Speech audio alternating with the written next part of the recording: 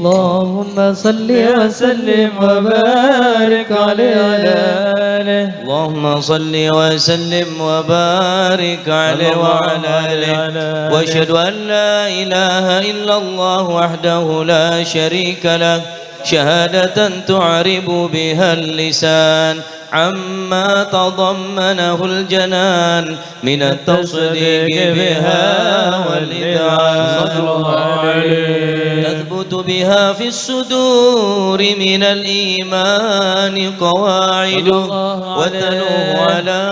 أهل اليقين من سر ذلك الإذعان والتصديق شوائد صلى الله عليه واشهد أن سيدنا محمدا العبد الصادق في قوله وفعله والمبلغ عن الله ما أمره بتبليغه لخلقه من فرضه ونفله عبد أرسله الله للعالمين بشيرا ونذيرا صلى الله عليه فبلغ الرسالة وأدى الأمانة وهدى الله به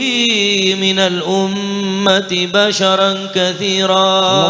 فكان في ظلمة الجهل للمستبصرين سراجا وقمرا منيرا صلى الله عليه فما أعظمها من منة تكرم الله بها على البشر وما أوسعها من نعمة انتشر سرها في البحر والبر اللهم صل وسلم بأجل الصلوات وأجمعها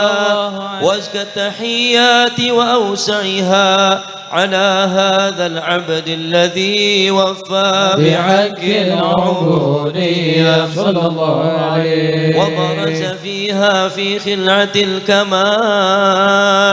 وقام بحق الربوبية في مواطن الخدمة لله وأقبل عليه غاية الإقبال صلى الله عليه صلاة يتصل بها روح المصلي عليه به وينبسط في قلبه نور سر تعلقه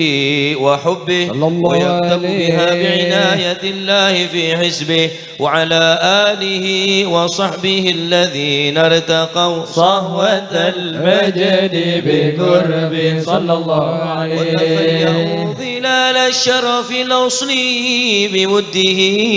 وحبه ما أطر الأكوان بنشر ذكراهم نسيم اللهم صل وسلم أشرف الصلاة والتسليم على سيدنا ونبينا محمد الرؤوف الرحيم اللهم صل وسلم وبارك عليه